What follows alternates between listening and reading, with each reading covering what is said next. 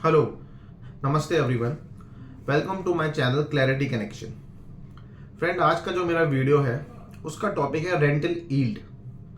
इसको real estate में property की रेंटल वैल्यू, उसकी कैपिटल वैल्यू को करेक्टली कैलकुलेट करने के लिए इस रेशियो का यूज़ किया जाता है।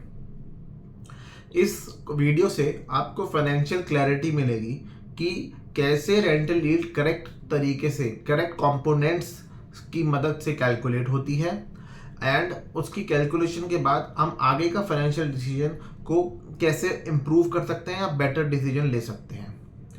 फ्रेंड्स, रेंटल यील्ड का जो कैलकुलेशन है वो हमारे फाइनेंशियल इन्फ्लुएंसर्स ने यूट्यूब पे बहुत बताया है, पर बहुत ही कन्वीनियंटली वो कैलकुलेशन करते टाइम एक चीज़ को ठीक उस एक चीज़ की वैल्यू करेक्टली नहीं लेते हैं, और उस वजह से वो उनका जो वैल्यू निकल के आती है वो इतनी मिसलीडिंग निकल के आती है कि रियल एस्टेट में इन्वेस्टमेंट करना हमेशा डिस्करेज या ख़राब ऑप्शन माना जाता है। उनकी कैलकुलेशन में हमेशा रेंटल यील्ड 2.5%, 3%, 3.5% सिर्फ इतनी ही निकल के आती है। अब इसको हम समझने की कोशिश करते हैं कि ऐसा क्यों होता है। फ्रेंड्स, अगर किसी भी यूथ को हमें सिप की तरफ लेके जाना है, उसको हमें ये नैरेटिव सेट करना है कि भाई सिप करो और कुछ मत करो और म्यूचुअल फंड सही है, तो उसको बाकी सारे ऑप्शंस खराब हैं पहले ये समझाना पड़ेगा। तो बाकी ऑप्शन में एक ऑप्शन है रियल एस्टेट, जो एक मेजर ऑप्शन है, उसको खराब बताने के लिए रेंटल यील्ड को गलत ढंग से कैलकुलेट करके और शो करके उसको खराब दिखा दिया जाता है। तो अब हम समझने की कोशिश करते हैं कि रेंटल यील्ड एक्चुअली में क्या है। Rental yield basically return on investment है जो हमने एक रेंटेड प्रॉपर्टी में करी है। अब रेंटेड प्रॉपर्टी अगर कोई है, ऐसी प्रॉपर्टी जो हमने खरीदी और रेंट पे दे दी, उसका जो साल में रेंट आता है, ठीक है, वो divided by property value into 100 equals to rental yield. Rental yield में है मतलब सालाना उस प्रॉपर्टी पे हमने कितना रेंट कमाया उसकी परसेंटेज। फॉर एग्जाम्पल, अगर प्रॉपर्टी का एनुअल रेंट 3 लाख रुपीज़ है एंड प्रॉपर्टी हमने खरीदी 1 करोड़ की, तो उसका रेंटल यील्ड निकलेगा 3 lakh divided by 1 crore into 100 equals to 3%। पर बहुत ही कन्वीनियंटली, बहुत ही इजीली फाइनेंशियल इन्फ्लुएंसर्स इसमें कुछ चीज़ों को, कुछ अजम्पशंस को वो बदल देते हैं। कैलकुलेशन तो उनकी ठीक होती है पर कंपोनेंट्स चेंज हो जाते हैं। अब वो कैसे होता है? फाइनेंशियल इन्फ्लुएंसर्स क्या करते हैं? सपोज हम ये 10 ईयर्स का एक टाइम फ्रेम है, इसको लेके चलते हैं। ये पहला साल है सपोज 2001, जब हमने वो प्रॉपर्टी परचेज करी, और हमने परचेज करी 1 CR की, 1 करोड़ की, एंड उसके 10 साल बाद 2011 में वो प्रॉपर्टी हो गई 10 करोड़ की। जो रेंट हमें यहाँ मिलता था 3 लाख, वो रेंट भी बढ़ के हो गया 30 लाख। अब फाइनेंशियल इन्फ्लुएंसर्स जब 2011 में उसका कैलकुलेशन करेंगे रेंटल यील्ड का, तो वो कैलकुलेशन ऐसे करेंगे, 30 lakhs divided by 10 crore into 100 equals to 3%। Again उनके हिसाब से 3% ही आया, और 3% ही आया तो property, investing in property is not a good option, so opt for the SIP, go for the mutual fund option. वो इस चीज को बड़ी कन्वीनियंटली चेंज कर देते हैं। क्या कि रेंटल यील्ड के फॉर्मूले में जहां प्रॉपर्टी वैल्यू लेनी होती है ना, वहां पे वो उस दिन की मार्केट वैल्यू लेके कैलकुलेट कर देते हैं। कैलकुलेशन ठीक होती है पर फिगर गलत होती है। जबकि एज अ प्रॉपर्टी ओनर, अगर मैंने प्रॉपर्टी 1 CR की खरीदी है, तो मेरे लिए तो 2011 में भी उसकी प्रॉपर्टी वैल्यू मेरे लिए तो 1 करोड़ ही रही, मेरे लिए थोड़ी ना चेंज हो गई। मैंने तो प्रॉपर्टी 1 करोड़ की ली थी, वो 10 साल बाद भी 1 करोड़ की ही रहेगी। मेरे लिए जो कॉस्ट, अगर आप पूछोगे कितनी है, तो वो तो 1 करोड़ ही है। अब उस 1 करोड़ की प्रॉपर्टी पे मैं पहले रेंट कमाता था साल का 3 लाख, अब मैं कमाता हूँ साल का 30 लाख। तो मेरी तो रेंटल यील्ड, अब जब 30 लाख मैं कमा रहा हूँ, मेरी तो वो रेंटल यील्ड हो गई 30%। मैंने अब क्या फॉर्मूला लगाया? मैंने फॉर्मूला लगाया 30 lakh divided by 1 crore into 100 equals to 30%। अब मेरी रेंटल यील्ड तो आ रही है 30%। अब ये चीज अगर सब लोग इस चीज से अवेयर हो जाएं, तो ये रियल एस्टेट को जो साइडलाइन करने का नैरेटिव सेट होता है, क्योंकि म्यूचुअल फंड की तरफ सबको डाइवर्ट करना है, वो कैसे होगा? तो इसमें रेंटल यील्ड का फॉर्मूले में प्रॉपर्टी वैल्यू को ले लिया जाता है मार्केट वैल्यू उस दिन की, जबकि लेनी चाहिए जितना उस प्रॉपर्टी ओनर ने कॉस्ट इनकर करी है उसको खरीदने के लिए।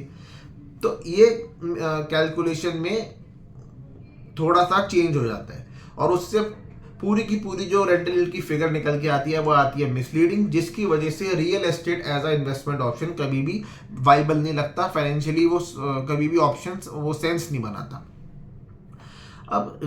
अब इसमें क्या है, 3 कंपोनेंट्स होते हैं टोटल, एक रेंटल यील्ड, एक एनुअल रेंट और एक प्रॉपर्टी वैल्यूएशन, प्रॉपर्टी की वैल्यू क्या है।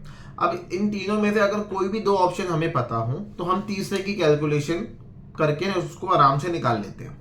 अब क्या है, ये अगर हमें पता लग जाए कि रेंटल यील्ड क्या है और एनुअल रेंट क्या है तो हमारे लिए हम प्रॉपर्टी वैल्यू निकाल लेंगे।